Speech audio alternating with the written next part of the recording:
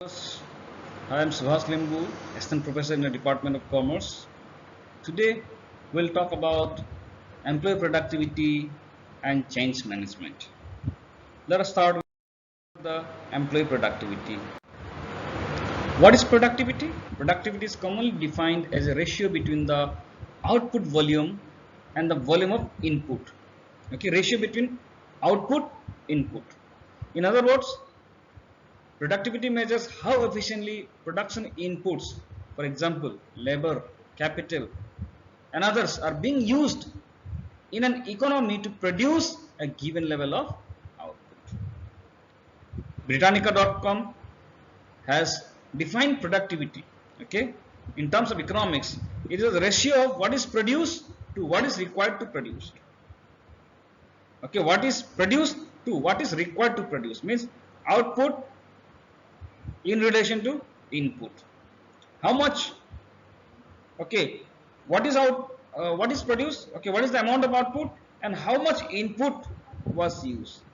The relationship, the ratio is productivity. So usually this ratio is in the form of an average expressing the total output of some category of goods, then divided by total input, say labor or raw materials. Peter Drucker has defined productivity as a balance between all factors of production that will give the maximum output with the smallest effort. Okay, productivity, we will say productivity is there when with the lowest effort, maximum output is being achieved. Now, when the productivity term is clubbed with the employee, okay, let us see what it means. Employee productivity, okay, can be defined as the amount of work produced by an employee in a specific period of time. Okay, workers, employees are there to work. So, particular employee, how much they are contributing in the output. Okay, that is employee productivity. It is an assessment of the efficiency of workers or a group of workers, and it can also be defined as an assessment of values generated by an individual employee within a specific time period. Employee productivity is a metric that is calculated based on the amount of output on a project versus the amount of time it takes. Means how much output I am producing in a particular or in a given time. Okay, it can also be measured against a standard or base of productivity for a group of workers doing the similar work. Say for example, by working 8 hours, Ajay can produce 10 duster, and by working same 8 hours, if I am producing 12 duster, means with same effort or with minimum effort, I am producing more. My output is more. So my productivity is high. Now let us look into the factors influencing employee productivity. There are different factors, multiple factors influencing the employee productivity. Means those factors which may increase or which may decrease the productivity level of employees. All these factors can be classified into three categories: individual factor, organizational factor, and work environment. Let us look into individual factor. Individual factors are those factors that are possessed by an individual. Me as an individual, what are the factors or traits I possess? Like my level of knowledge, my level of skills, my ability, my attitude towards job, towards environment, and my job aptitude. Okay, my interest, my potential towards particular job. You can take, for example, increased knowledge and increased skill and better aptitude always increases the productivity of a person. Whereas if a person is deficient in these personal attributes, in general they are less productive than an average man. The organizational factors are those, okay, factors that organizations, okay, provided, or factors that is related to the organizations. Say for example, how delegations are taking place in the organizations, okay, whether decentralization of authority is there or not, okay, organizational hierarchy, okay, what kind of organizational hierarchy is there, okay, it's very tall or very flat, Is it flexible or very rigid? Okay, whether workers are allowed to take part in decision making in the management or not, that is workers participating in the management. Human resource policies concerning selections, okay, even recruitment, then selections, placement, promotions, compensations, performance appraisal, job evaluations, training and development, communication feedback, okay, supervision, leadership, etc. All these factors have direct influence over the productivity of employee. Say for example, if the leadership of an organization is very strong, then it will help each employee to enhance their level of productivity. But if the leadership of an organization is very poor, then there are high chances that the productivity of an employee will fall down. Similarly, training and development. If training and developments are not provided uh, rationally, okay, if needs are not training needs are not identified on time, if the proper training is not given to the employees, then the same employees, you cannot expect that productivity will increase, rather it will fall down. Now work environment also plays a very important role in influencing employee productivity. Okay, work environment, physical conditions, all influences the productivity of employee. Okay, better work environments always provides employees with greatest ease at work. If the environment is good, work environment is good, you see, then it's easier, it becomes easier for the employees to carry out their day-to-day activities or carry out the assigned task. Okay, for example, like if the ventilation is there, proper ventilation is there, good line arrangement is there, conditioning is there, safety devices are there, noise reduction machines or equipments are used, correct, suitable rest and pause mechanism, correct, all these have direct influence over the productivity. Now let us look into the ways of improving employee productivity, how we can improve. Okay, number one, improve workplace conditions. Okay, arrangement of workplace should be made in a such a way that it creates an environment where people can give their best efforts. For example, if the actual work takes place at an office, then it is important to ensure that there are designated areas set up for deep and silent work, as well as area where employees can take calls and collaborate. Means arrangements should be done in a such a whereby there's a place where there should be a place where people can employees can give their focus or attention on the work, and there should be also a place where they can mingle with others, or they can take calls, whatever they can discuss, go for brainstorming meeting, etc. Another way of improving employee productivity is that flexible schedules. Say for example, okay, regular hours may not be suitable for every individuals in the organizations. Yes or no? And organizations may create core hours where everyone will be present, and flexible working hours outside of those core hours. Say for example, it is not necessary that everyone should come at 9 a.m. and should work till 5. Not necessarily, because everyone may not be comfortable, may not be possible for them to reach 9. And if you are making compulsory for everyone to reach at 9, then it may create stress among the employees. Correct? And again, when stress is there and it is not properly managed, again it will influence the productivity. So what we can do here, we can provide flexible schedules. However, we should also take care that there should be some core hours where every employees are there in an organization. Say for example, for some you can start at from 9, for some you can start from 10, for some 11. Correct? And accordingly you can extend in the the living hours also. Correct? So that 3, 4, 5, 6 hours most of the employees are together. Yes, many times what happen during meetings, times are wasted. Many times, if actual meeting starts at 11:30, okay, employees are called at 11, or sometimes employees are called at 10:30 also.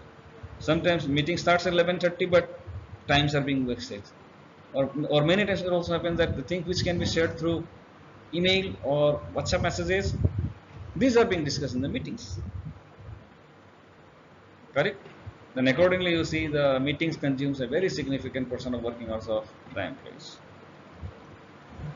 Correct?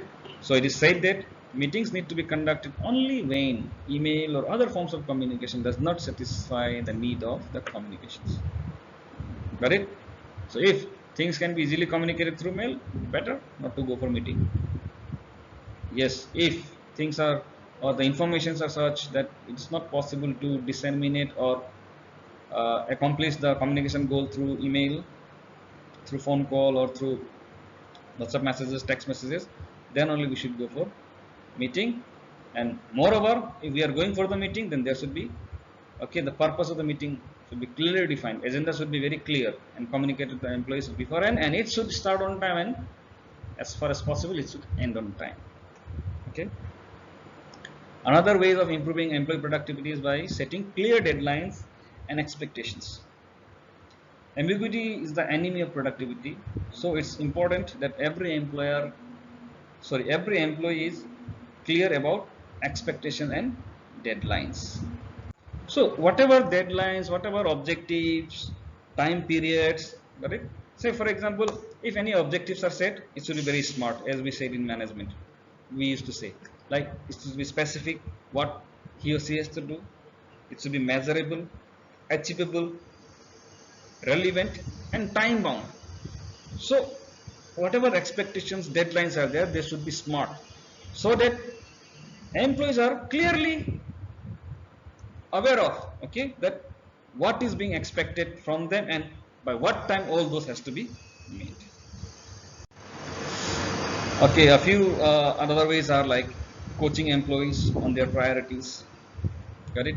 It is equally important for employees to set clear goals and expectations, following up on those goals and encouraging employees to bring up their challenges and roadblocks.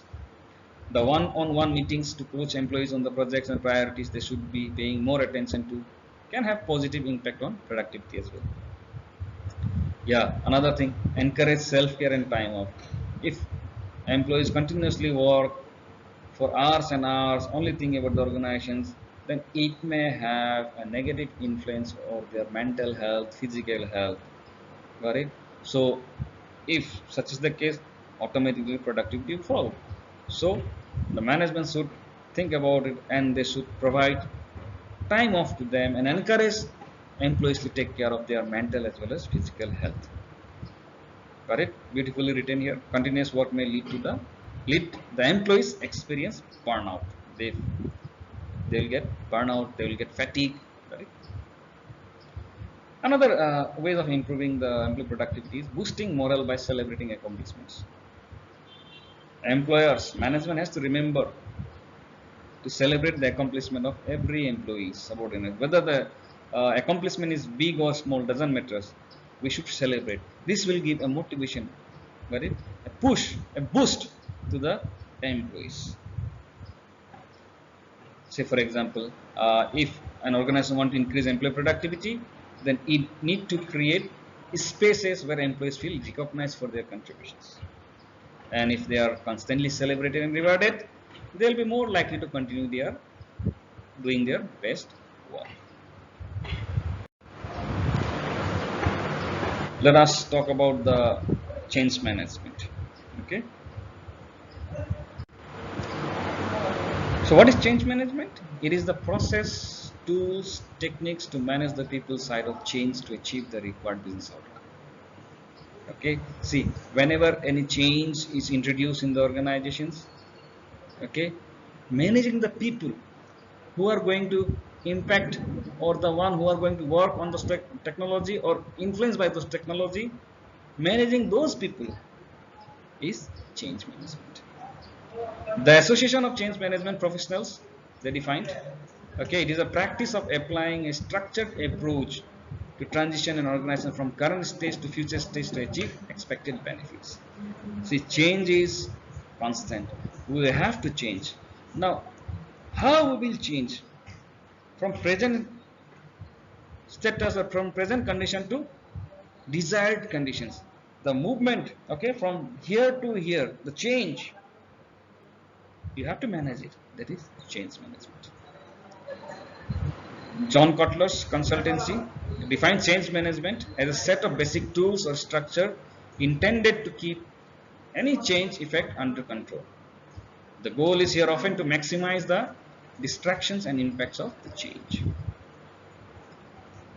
See, change management is a set of strategic and procedures used to manage an organizational change. and guide people through the necessary transition to achieve the desired result. It is defined as the methods and manners in which a company describes and implement change within both its internal and external process. This includes preparing and supporting employees, establishing the necessary steps for change, and monitoring pre and post change activities to ensure successful implementation. In nutshells, whenever we want to bring any change, we'll see that the change also requires a change in the change to be accepted by the people. So informing them about the change, okay, bringing them along with the change, implementing change is change management in nutshell. There are different types of events that requires change management. Say for example, changes in scale. Okay, if the size of your business is increasing, got it, then it may ask for the change management, got it. Say for example, if your firm wins a large contract or opens a new business line, there will be a need to change the way of business works due to increasing size of the organization. How? Because the size of the employees will increase, got it. You will require new premises, got it, additional vehicles. Therefore, you need to introduce change management. Another event that requires for organization to go for the change management is changes in personnel. See, a more common change event that all organizations will face from time to time is the need to adapt to change in the personnel in key positions within the business. For example, if there is a change, supervisor is getting changed, then it will bring changes in the way of working of the team. So whenever a chief executive officer, top level managers get changed, he also brings change in the management. You can take the example of Twitter. When Elon Musk took over the Twitter, now see Twitter's everything got changed. Their hierarchy changed, their communication strategy changed, and even today you see their name is changed. Now it is X, and their domain earlier it was twitter.com, now it is X.com. So because change in the person. Many times change in the technology also requires to introduce change management. Okay, you can take the example of State Bank of India when probably in early 90s or the late 90s, got it? When the State Bank of India introduced computer in their system, and that requires directly transfer from manual to computerized form of doing banking. So there's some, so technology also requires changes. Okay, changes in service offerings. For example, where a firm is going to change the business lines that were serviced by other firms. Okay, I want to change my services. I want to change because okay, it was serviced by other firms. Then again, it will require change. Say for example, I need to train the existing staff or recruit additional staff, etc. Or many times legislative change in the law and regulations also requires to bring changes in the enterprise. Now let us look into the change management process. Okay, change management process is basically a sequential steps, okay, that follow chronologically. Okay, sequential steps or activities that a change management team or project leader follow to apply change management to a change in order to drive individual transitions and ensure the project met its intended outcomes. Here again, see, change management does not talk about bringing new technologies, does not talks about buying new business. Change management basically talks about dealing with the people. Why? Because whenever you want to bring any changes in the enterprise, you'll find that the resistance come out, and the resistance are basically made by the people, the employees. So it becomes very important, because unless and until the employees are not in line with the change, then change will be meaningless, because it is the employees upon which the management depends upon, the organization depends upon. So if you want to introduce any change, you have to make sure that these are accepted by the people. That's why You have to adopt change management. You cannot suddenly bring a new way of doing things and see people will oppose it. If you want that change is very smooth, then you have to go through a change management process. Got it? So there are basic stages are there, okay, which we'll discuss one by one. Like first, readiness assessment, communication planning, then sponsor activities and sponsor roadmaps, coaching and manager training for change management, training and employee training development, resistance management, then data collection, feedback analysis and corrective actions, celebrating and recognizing success, and after project review. Let us see one by one. The first step in change management is readiness assessment. See, assessments are tools, okay, used by change management team or project leader to assess whether the organization is ready to change or not. The assessments can include, okay, the assessment of the organization as a whole, assessment of culture and history, assessment of employee, assessment of the sponsor. Sponsor means here the one who is supporting the change.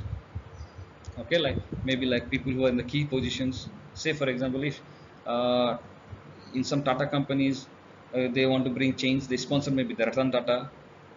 The sponsor means the face who will motivate people to go for change. Got it? And each tool provides the project team with insight into challenges and opportunities which they may face during the process. Okay. Now here, what to assess? Now, first, assessment of the scope of the change. How big is this change? This change is a very revolutionary change, or it will bring a drastic change, or small change. Means scope, the size of the change is also very important, because this will influence you. This will make you aware. Okay, what are the problems you might face in future? And another thing, how many people are going to get affected by the change? Okay, you have to identify. And the change is gradual, is okay, like it will take time to change, or you have to change it immediately, radical change, 360-degree change. Okay, these are the assessment of the scope of the change. After that, you can assessment of the readiness of the organizations that is impacted by the change. What you will do, you will assess like what is the value system and background of the impacted groups, how much change is already going on, and what type of resistance can be expected. Got it? And at the same time, you have to also assess the strength of the change management team. Who is leading the change? Okay, who are the project leader? Okay, who has the responsibility of bringing the change? Their strength. And at the same time, strength of change sponsors. Okay, someone in the organizations who is sponsoring the change, who is telling people to go for change. Say for example, Ratan Tata cannot be a change management leader and he introduce the change management team is the one who will make planning, how to introduce change, how to deal with the resistance and all. But the change sponsor is not the one who will make plans. Rather, change sponsor is the one who is philosophical, who will be guiding, got it? Who will be motivating people to go for change. And the second step is communication and communication planning. See, many managers assume that if they communicate clearly with their employees, their job is done. Yes, it is also our assumptions. If clear communication, job is done. However, there are many reasons why employees may not clearly understand what their managers are saying the first time around. So, in fact, messages need to be repeated sometimes 5 to 7 times before they are cemented with the mind of employees. There are 3 components of effective communication here. Okay, these are the audience, what is communicated. Okay, audience means who are going to get impacted by the change, what is communicated, what is the message, and the timing when it is communicated. See, the first step in managing change is building awareness around the need for change and creating a desire among employees. Got it? Make them aware that change we have to go, and you have to create a desire among them that yes, we should go for change. Therefore, initial communication are typically designed to create awareness around the business reasons. Okay, why? Okay, we are going for change. and we have to create awareness about if we don't change, what are the risks we have. Likewise, at each step in the process, communication should be designed to share the right message at the right time. Got it? You have to inform that okay, you are going to change. Then you have to inform okay, why we are going to change. Another, then you have to inform if you don't change, what are the problems, what are the risks we will face.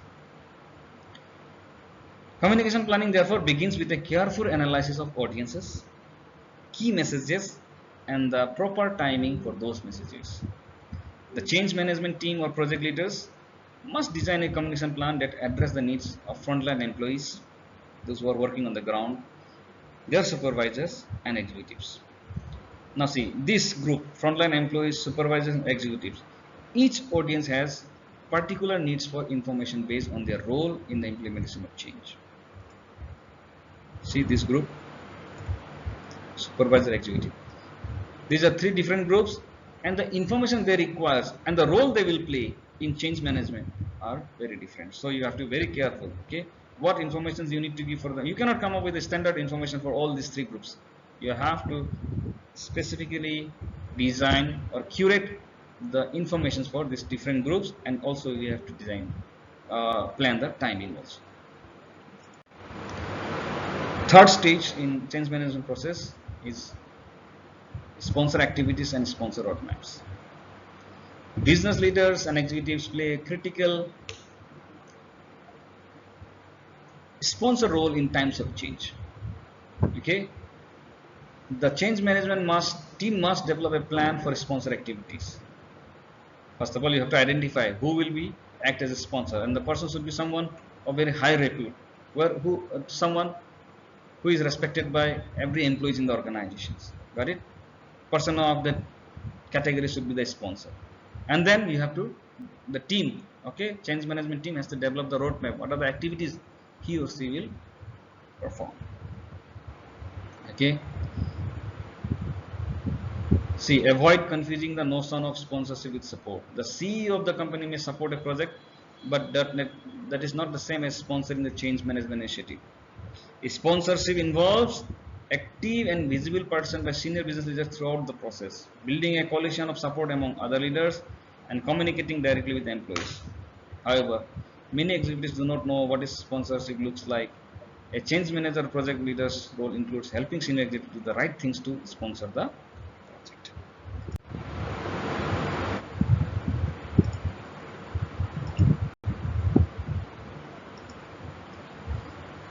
Okay, fourth stage in change management process is change management training for managers.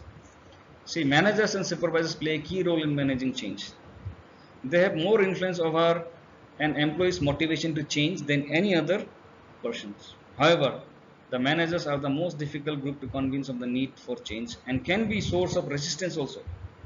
So it is important for the change management team and executive sponsors to gain the support of managers and supervisors. Correct? Individual change management activities should be used to help these managers throughout the change process. So in other words, before going to the employees, first you have to bring in the managers, supervisors with the change process. Got it? They plays a very important role in implementing the change, because they are the one who will directly interact with the people at the ground level. Got it? So if they are not satisfied, then they can lead dissatisfaction among the employees considering the change management. See, once managers and supervisors are on board, the change management team must prepare a strategy to equip managers to successfully coach their employees through the change. Now you were coaching the managers, training the managers. Now while training the managers, you have to train them in such a way whereby they can further train other employees or the people under them for accepting the change. They will need to provide training and guidance for managers, including how to use individual change management tools with their subordinates or managers. Next stage in the change management process is training, development, and delivery. The training is the cornerstone of building knowledge about the change and the required skills to succeed in the future state. Okay, ensuring impacted people receive the training they need at the right time is a primary role of change management. This means Training should only be delivered after steps are taken to ensure that impacted employees have the awareness of the need of change and desire to support the change. If they don't desire for the change or they don't support the change, give them training, it will not work. Correct? Once they are on board with the help of the supervisors, managers to whom you have already given training, they will give training to their subordinates. Okay, training doesn't mean okay they're like what are the things to do after the change, it means how they will talk, communicate and influence them to go for change. Once they agree, then training has to be provided. Change management and project team members will develop training requirements based on the what kind of skills are required, what kind of knowledge and behaviors necessary to implement the change. Another important factor we have here is the resistance management. See, resistance from employees and managers is normal. Okay, you cannot, change management team should not get angry that okay, resistance are there, so this is bad. No, resistance from employees and the manager are normal and it can be addressed proactively. However, if resistance is persistent, then it can be threat to a change management project. So the change management team has to identify, understand and help leaders manage change registration throughout the organizations. Resistance management is the process and tools used by managers and executives with the support of the change team to manage employee resistance. Then once you have managed the resistance, okay, you will employ change. Correct? Then what to do after that? People will work. You have to get the feedback. Okay, managing change is not a one-way street. Employee involvement is a necessary integral part of managing change. Feedback from employees as a change is being implemented is a key element of change management process. Change manager can analyze feedback and then implement corrective actions based on those feedbacks to ensure full adoption of the changes.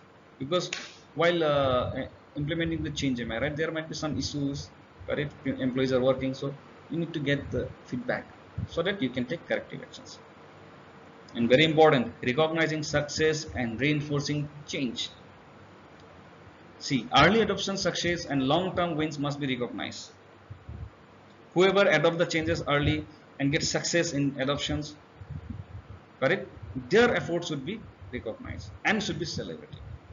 Okay, individual and group recognition is necessary component of change management in order to cement and reinforce the change in the organization. Continued adoption needs to be monitored to ensure employees do not slip back into their old ways of working. And finally, the last step is after project review. Okay, it is the final step in the change management process. Correct?